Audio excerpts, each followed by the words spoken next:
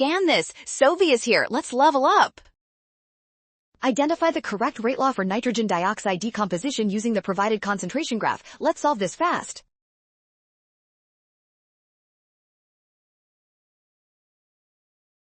Look closely at the vertical axis where we see the reciprocal of concentration plotted against time.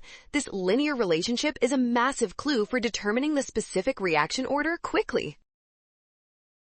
Since the graph of 1 over concentration versus time is a perfectly straight line, the integrated rate law confirms we are dealing with a second-order reaction. This is key. That means the rate must be proportional to the square of the concentration. This matches option D perfectly. You just crushed this chemistry problem. Well done! Scan the code. You can learn better with Sovi. Avoid a rush on units. Trust given graphs to find the order.